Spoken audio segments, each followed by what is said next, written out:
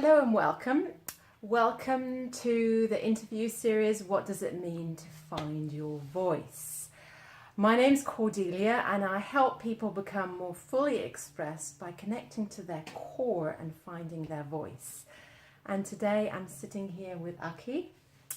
Aki is a somatic movement therapist who specializes in infant developmental movement and somatic psychology.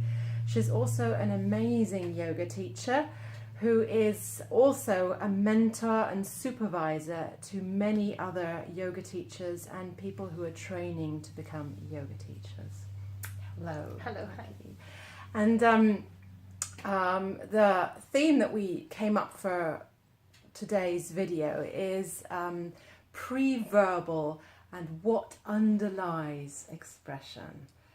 And I love this because Aki has a massive knowledge of developmental, how the body develops. And for me, just with coming from looking at voice from a psychological angle and a physical angle, it's as if Aki holds all the knowledge that really combines those two, actually. Yes, that's what somatic movement is in a way, body and the mind coming. And also I work as an early trauma therapist, so that's very kind of crucial kind of connection, the development and how we are in our expression in life. Oh wow, that's nice. So preverbal, what does preverbal mean? Yeah, what does it mean? I think the preverbal is it has different meanings, but often when we say preverbal, we often use it before we actually have the words to express. So sometimes, even in adults, we can kind of regress into kind of being the child, and then we lose that expression. We don't have the words. We are kind of filled with a certain emotions, but then that's kind of really early emotion is kind of coming up, and we actually don't have the words to describe that. But then by doing so, somehow finding way doing so, that part can be connected to where you are now and then can be processed. So the preverbal can be, meaning that, early, but not having words to express. But also we are looking at today the, what's underlying the expression. And so there are different ways to, look at this, but I think specifically we're kind of focusing on, digestive tract and the development of digestive tract and how that is relating to our needs and the desire, and how that actually support our expression. Yeah, so how do our needs and our desire actually relate to our expression? Needs and desire, well, we can express all sorts of things. I can just talk really emptily, but not really kind of connecting to, myself. Right. We can do like a little small talk. There's nothing kind of wrong with it, but then it might not necessarily feel particularly fulfilling. It might not be necessarily kind of nourishing. Yeah. And also not very authentic or embodied. So how does expression develop? How does it develop? Let's just talk a little bit about the digestive system. So the digestive system, to start from the mouth, and it goes all the way down the body into the anus, and and so when you're born, one of the first reflexes as a baby we have is called mouthing and the rooting reflex. Yes. Of the oral rooting reflex. And so you're born, and there's the baby just looks for the mother's nipple. It's a kind of instinctively, baby looking to feed itself. It's a survival question. It's the humans are not as kind of grown like some mammals, kind of animals when they're born, but we have that. And so there's a mouth. It's kind of seen in a movement, in developmental movement world. Mouth is seen as one of the limbs that reach out, one of the first limbs that reaches out. Yeah, and goes towards that which it needs, right? So then how does that relate to our sense of self? sense of self. So how does it relate to sense of self? So yeah, you were talking about how it's a limb and how there's these. So this okay. So if we can kind of go straight back to the embryology, if that's okay. So that's really early, even before we are born. So in the early embryo, we are not really kind of shaped as a human, the shape just yet. We have this kind of the disc in the front body and then disc in the back body, and then different kind of tissues. And then we have a yolk sac in the front, and the amniotic sac is in the back. And the amniotic sac, the back of the body kind of comes around. It becomes more like a protection, throughout the pregnancy. But the front body, the yolk sac, is they're taken into the body at some point, and then it's drawn in, and then it elongates towards what becomes the mouth, and then what becomes the anus. So it creates the tube, and then that becomes your digestive tract, the digestive tube.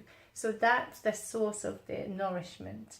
And also there's some sense of kind of the kind of seat of kind of some emotional a sense of self. That. Yeah, I think, and also the mouth, there's a membrane at the top of the what becomes the mouth, and then on the caudal end, the anus. But there's a membrane, so the two things are not quite open yet. And there's something about the nurturing period of kind of experiencing oneself in the emotional body, kind of gut tube.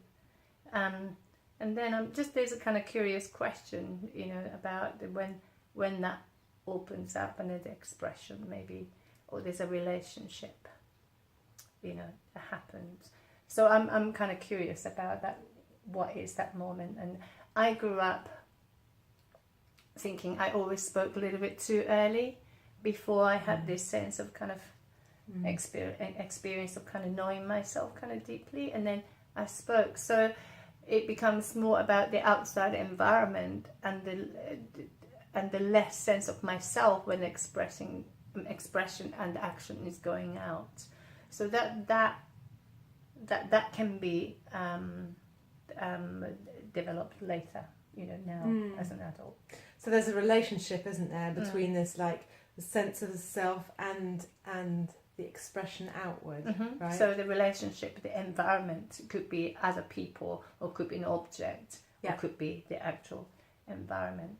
And also mouth is seen as a limb, the first limb, before those hands and the arms and legs. Well, head and tail was also a limb, but this is the first limb that reaches out. As I said, the reflex to kind of go and look for the nipple. Yes. That's the reaching action. Yeah, and striving towards that which nourishes us, right? And what you said beforehand, this sort of, I could relate very much, because in my path with singing, I also had to really tune in to feeling myself deeply and connecting to a sort of inner sense of myself before I could sort of allow sound to come out. And if I'd sort of make sound from an outward perspective, it wouldn't work. So it was something about this.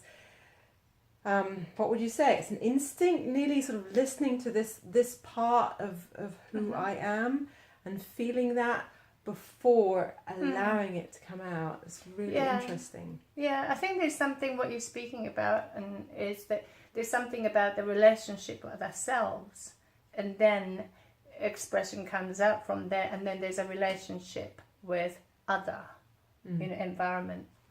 So the mouth, reaching, but before it reaches, it has this sense of experience of ourselves.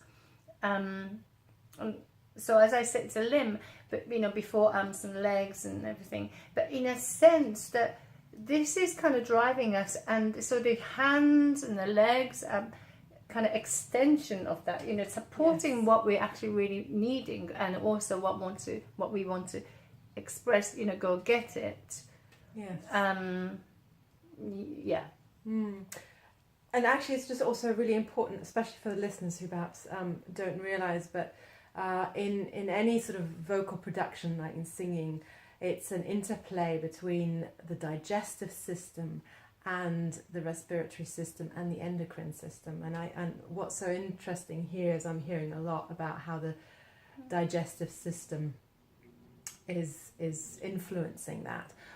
Is it actually that the digestive system is one of the first systems to develop then? Yeah, digestive system is quite old. So before we were, evolutionarily speaking, before we are kind of such kind of complex sort of creature, we might have been like a sea cucumber, and just moving through the kind of water, just the mouth and the anus and then tube, and then it learns to move through the space so that it can actually feed itself more efficiently. So it's taking in and then, the recycling on the other end.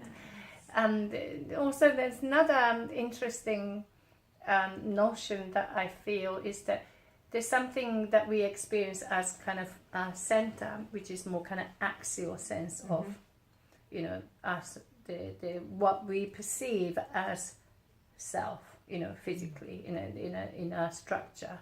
And then there is appendages, which is the arms and legs, so usually the limbs. And, there could be the shoulder girdle, pelvis, it could be either rib cage, could be either axial or appendage. And also lots of different bones in the face can be, seen as more kind of axial or more related to, the outside. We can make those choices. But the jaw, mandible, is part of, it's part of the head, yet it's not axial, it's a limb. Yeah, so the part of forming the mouth. So, in a way that, when we kind of express, there's always something of the, there's a two ways, isn't it? If you kind of all out, and then we lose or we don't have this clear sense of ourselves, and then it might be a kind of quite depleting, pattern, just you kind of exhausted afterwards. It's not very enriching, because maybe it's coming from this sense of lack or, or there's no you to be enjoying the experience. Yeah. Right. And that relates a bit also to that, what you were saying beforehand, a sense of enough and what was it? You used the word savouring and completion. Can you speak a bit about that? I think the what did you just say? The word savouring. Savouring. I really like this word. So when we're actually taking in the food, the digestive tract is kind of a series of kind of yes and no. So if you're kind of eating the food or just taking something, you're taking something from the outside into our internal, kind of environment to taking in and taking in. And, there's a yes and no, from the baby, there's a rooting reflex. So something kind of comes here and if it's not pleasant, baby turn their head. Yeah. And if they're beginning to become curious or trusting, and then the mouth goes, so there's a yes and no there, and then the swallowing is yes and no. You made a decision, okay, I'm going to take this in, and the esophagus is a kind of muscular, sort of tube, the structure. So there is a kind of yes and no there too. So if you're not really quite sure about, I think it probably affects. And if you're taking in something that you don't want, the toxin is in the stomach, we throw up, and in a lower digestive system, there's a question of what to keep and then what to let go. So that's also yes and no. And so there's something about the sense of satisfaction. Yes. And there's a savouring and a satisfaction. So we're satisfied, we feel, I think that was your word, nourished and sort of enough. So that we can say, okay, I'm nourished and enough. So we are not driven by more, because we maybe in early days, there was not enough sense of, and the meeting, attention, the bonding did not really happen. You're not given the right amount of enough sort of the care and attention, and then so the sense of sort of self is kind of a little bit weak. So when we are kind of bond really well developmentally, and there's it also you experience the other, but then the other experience, the carers, what's is giving you the sense of self. You're being seen, and then you're beginning to recognize the sense of self as well. If you're never really seen, it's all about out there because nobody's looking at you. So the sense of self doesn't develop so well. So if you have not really had enough sort of sense of self, and we constantly end up kind of either reaching too much or not kind of going out at all, kind of giving up in a different ways. Am I just slightly diverting here? No, that's great, because it was actually bringing to the point that we mentioned beforehand about neediness, and that's also that movement. And as you said, it's neediness needn't be. It has a sort of negative connotation, but if we look at it from a developmental perspective, we're going towards our need, but it shows how this really deep instinct to go towards or turn towards is in connection to our mouth and what nourishes us, and sort of metaphorically speaking, bringing that to voice. I think that's really interesting because that's what I was saying before, perhaps not clearly enough, but there's this way where speaking or making sound can really nourish us if it's rooted in if it's coming out of a sense of self and it's being given, rather than coming from, as you did, that sort of movement of wanting. It's like as if you're really needing to entertain the audience. Yes. It's all about them, and there's no you to be enjoying and experiencing. The experience is not really kind of nourishing us, and then there's probably, I don't know, it could be an amazing, I don't know, speaker, amazing singer or something, but then there's something of the authenticity is kind of maybe missing. I say this without judgment. It could be just lifelong kind of practice. I know this, but I'm still slightly speaking too early, and tend to kind of go out and forget about myself, and then I have to kind of come back and just take time and have the sense of kind of myself, and then there's a kind of expression comes. Right. And so there, I'm also hearing this like give and take. So like you were talking about taking in the food, and there's throwing up if like a baby throws up, or we throw up if something's taken in that's bad for us. So that's more becoming a question of the boundary. So that's yes and no. The digestive system is very much about yes and no. Yes. So knowing, the when to say no, and then the no, saying no means also saying yes to something else. So there's the clear kind of expression of, your needs and the boundaries. Yes. About that. But that relates to our expression, doesn't it? I mean, that what you're saying, that yes and no of the physical yes and no. So the part of me that wants to take it in or doesn't want it. Knowing what's not good for me. Exactly. That relates to our the body's expression of yes and no. What's good. There's something about kind of just knowing a little bit more in our body, rather than thinking I ought to be taking this, because I'm supposed to be, doing this and that and that, and then you can kind of like create some kind of split, but it's more like a survival, unconscious maybe survival sort of like mechanism. You're kind of surviving instead of kind of thriving, and instead of kind of life force is kind of a little bit diminished, and we're kind of thinking, oh, no, I say it's kind of surviving as in because it was safe just to sort of perform this way. Yes. But then it's not actually what you wanted. Yes. Yeah. And it's depleting, isn't it? Yes. In the long run, yes. Yeah, totally. It served you, for a time. Yeah. But it's actually not connected So later on in life, maybe at beginning early lives, and so many of us, we all have, to a point, that sort of experiences. But then later on, thinking something is not quite right, and the intelligent part of us kind of beginning to wake up and think, okay, I'm not already in that environment, so I can actually kind of more attuned to my needs, and so you're more aligned with that. And then there is a kind of gut feeling around that. Gut feeling is often related to, generally more related to sort of sense of, the safety. Okay, this is safe, this is right. Oh, okay, yeah, that makes sense. And also, that's not quite right. Yes. Yeah, it feels like a sort of a bit of a navigation system, doesn't it? You notice what we talked about this before, the while ago, that, I was, there was somebody, I fell out in the past. Yeah, and then suggested that, oh, maybe we work together. And I said, yes. But my belly went, no. Yeah. And I thought, okay, I'm just saying yes because I feel I ought to, and I kind of want to, but I'm not feeling safe enough. So I have to really pay attention to this.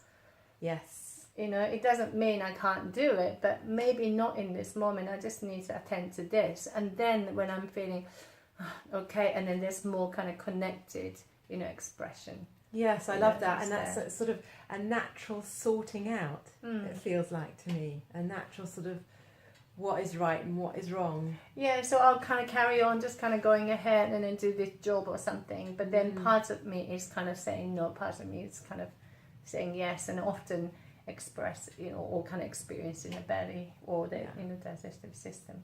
People get also digestive issues. Yes, especially digestive issues, don't they? It's really common nowadays for also signs of anxiety always go down there, don't they? Yeah. I guess that relates to that too, does it? Yeah, I think so. Yeah. And also coming back to, I'm really kind of taken by this. They said the appendage. It's not the kind of words often used. Maybe when you're studying anatomy or something, you talk about axial skeleton and the appendicular skeleton or something. But there's a sense of me, and then there's an environment, and what's connecting me and the environment is the appendage. So the expressions that we talked about this earlier, that the voice being an extension of this limb, connecting me and the environment. Yes, lovely. I'm glad you've said that as well, because it's also, even just on a very sort of basic level, the baby crying for food or to be held is an extension of that inner need that is seeking fulfillment, right? Yeah, and nourishment. It's a survival, but in a kind of natural sort of life force sense. Without it, the baby would die. Yes. So that's expression. Yeah, and go ahead. Yeah, and also it's when we're kind of going out, connecting to the environment, but there needs to be a sense of me that is connecting, because otherwise, what is that reaching? Who is this reaching? There's me reaching, so it connects, and then there's a world. There's a me for the world to enjoy as well. Yes. The underneath a voice, there's me. Right. That's what people are also experiencing, I think. Yes, definitely. And there's a two-way thing. Whenever the movement work, and there's always something's going out in this direction. Something's coming back in. Something is going this way. There's something is going. There's always the two-way thing. Yes, I love that. But even when you're kind of reaching into the space, and then through the space, you center move through the space. So all of you go. Yes. Yeah. And instead of the center dragging behind. Yeah. And that, what you were speaking to, that sort of, well, in singing, I know very well, it's sort of speaking of a sort of pulley system. So a force pulling this way, another pulling that way. Yeah. And so I'm hearing that, definitely. Very much. Yes. It's exciting. It really is. So Aki, how much do you feel finding your voice is connected to a physical process of being connected to your physical body? Very much. Yeah. I think very much, isn't it? Like I said, if I'm just doing it for others, and then I don't think it's sustainable. I think, you're just going to deplete, and then there's no sense of kind of satisfaction. Maybe it feeds the kind of ego part of us getting satisfied because we're getting attention or something like that, but there's not enough kind of nourishment in that. So the pattern is a little bit too depleting, I think. So you just do this and for others, and there's no kind of enough sort of your own recognition. Of course, it's give and take with the environment as well, so other people are going to give something back, and that nourishes, and I'm ready to give more. That relationship too, but also within myself, the valuing, and also sense of kind of sense of self kind of felt. In this case, we are specifically talking about the guts, more kind of emotional, the sense of self, and where the desire, and then it's rooted, and the needs, as in kind of survival. Unless I'm paying attention to that, so I'm kind of valuing, my experience and my enjoyment, as well, and then that is shown. That transmits. Yeah, transmit. Yes. Yeah. And that basically that is the underlying thing of expression, isn't it? It's that. Yeah. Yeah, what your desire is in that moment, really. And also, there's something about, as I said earlier, I always find myself, I always just spoke a little bit too early because I felt like it was it'd be gone. Yes. It'd be gone. So I have to quickly go there. And so I have to sort of just come back and, the pause and this connecting, just feeling myself, okay, I'm here. And then I'll express as I would like, so there's something about taking the time and then slowing down and connecting, and you were talking about it, just waiting, and then from there the voice comes. I mean, we can speak and we can sing and everything, but it can feel really empty. Yes, totally. Yeah. And whether it's singing or speaking, but when it comes from that deeper alignment and that feeling from within, that sort of core. And for me, that's very much connected to what I'm feeling physically and emotionally.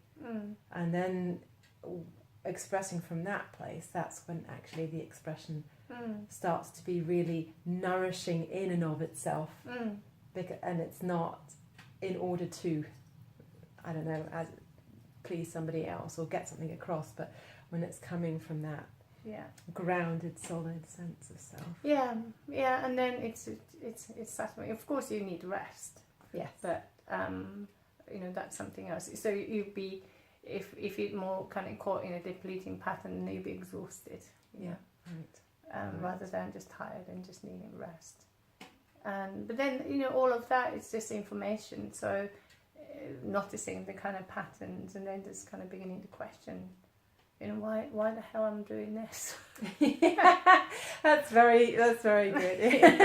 And it's this question, and then and life is a bit like that, making lots of mistakes and learning from it too. So well, thank you, You're Aki. welcome. And so for people that would like to know more about your work, or get in contact with you, do you have a website?